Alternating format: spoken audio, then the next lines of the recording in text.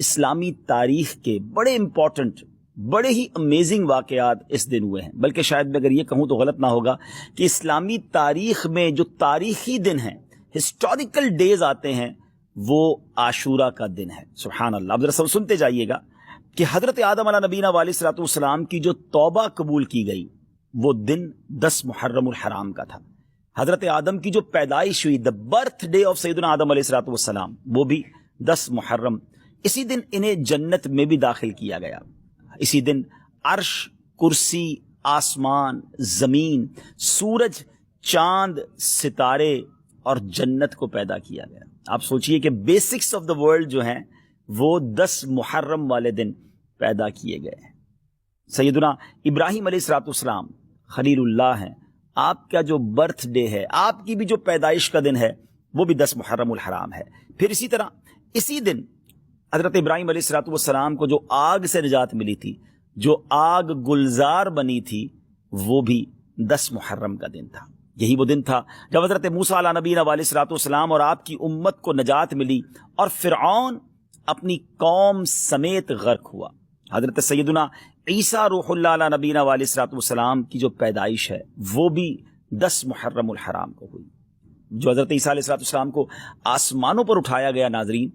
that was also the day of عاشورہ، وہ بھی دن 10 محرم الحرام کا تھا۔ حضرت نوح علیہ الصلوۃ والسلام کے زمانے کے طوفان کو کون نہیں جانتا، مگر اس طوفان سے جو فارغ ہونے کے بعد ان کی کشتی کوہ جودی پر ٹھہری تھی، وہ دن بھی 10 محرم الحرام کا تھا۔ حضرت سلیمان علیہ الصلوۃ والسلام کی بادشاہت پوری دنیا میں مشہور ہے، مگر جو یہ بادشاہت، یہ ملک عظیم آپ کو جو عطا کیا گیا، وہ دن بھی 10 محرم الحرام تھا۔ حضرت یونس علیہ الصلوۃ والسلام کا واقعہ، جو مچھلی کے پیٹ میں آپ گئے، کتنا مشکل وقت آپ نے گزارا، مگر جو مچھلی کے پیٹ سے نکلنے والا دن تھا، یعنی اس مصیبت سے نجات کا جو دن تھا، وہ دن بھی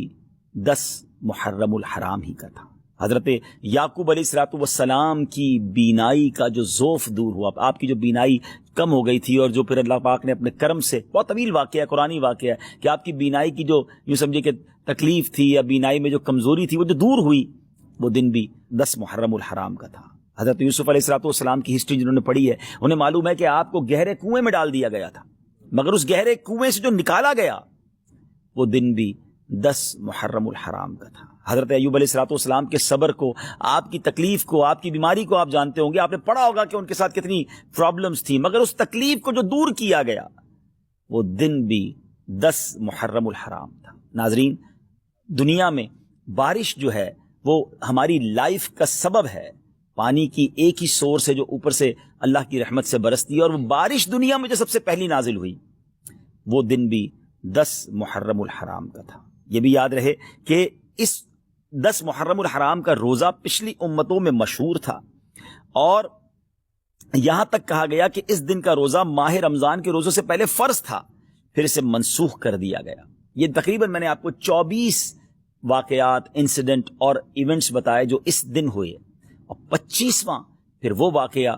امام علی مقام، امام عرش مقام، امام تشنا کا، امام حسین رضی اللہ تعالیٰ عنہ اور آپ کے رفقا کو بھوکا پیاسا رکھ کر کربلا کے میدان میں جو شہید کیا گیا، وہ دن بھی 10 محرم الحرام کا۔ اگر کسی کا ذہن ہو تو وہ سوچے کہ اس دن میں اللہ کی رحمت کو کس قدر پکار سکتا ہوں، کس قدر عبادت کر سکتا ہوں۔ جو رب حضرت یوسف کو گہرے کنویں سے نکال سکتا ہے، جو حضرت یونس کو مچھلی کے پیٹ سے نکال سکتا ہے، جو حضرت ایوب کی بیماری کو دور کر سکتا ہے، جو حضرت موسیٰ کے لیے عاشورہ کے دن فرعون سے نجات کے لیے دریائے نیل میں راستے نکال سکتا ہے، وہ رب کریم میری مشکلوں کو بھی دور فرما سکتا ہے، وہ رب کریم میرے لیے بھی رحمت کے دروازے کھول سکتا ہے۔ تو یہ رات اور کل کا دن ہم نے عبادت میں، رب کو پکارنے میں، اس کی بارگاہ میں التجا کرنے میں گزارنا ہے، اور اس کی بارگاہ میں اسی طرح التجائیں کرنی ہیں، تو انشاءاللہ ضرور کرم ہوگا۔